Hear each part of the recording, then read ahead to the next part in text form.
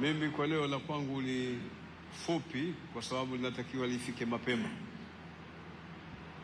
Ni lile ambalo ameligusia Mheshimiwa Waziri Mkuu mstaafu na mshauri wa Rais Dr. Kassim Majaliwa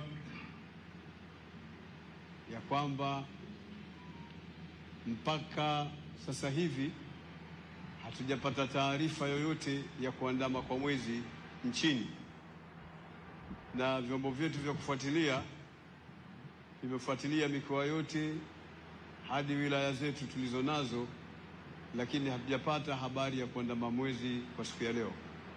Kadhalika hatujapata mwezi taarifa zake Zanzibar.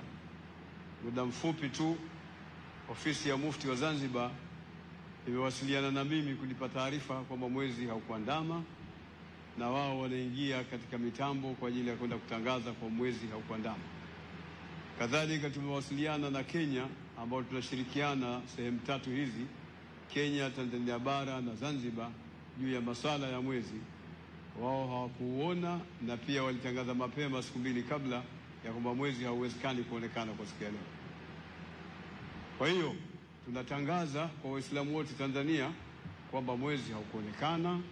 Tunaendelea kukamilisha siku 30 kesho, na leo tarawehe inaendelea kama kawaida, na tunataraji biidhnillahi taala Mwenyezi Mungu atupe uhai mrefu na atupe siha kamil.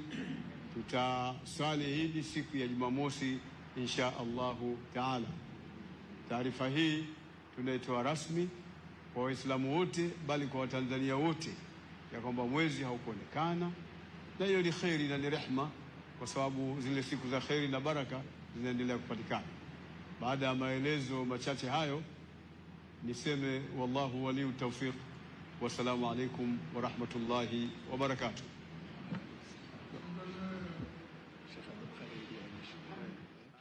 Naam, ni Sheikh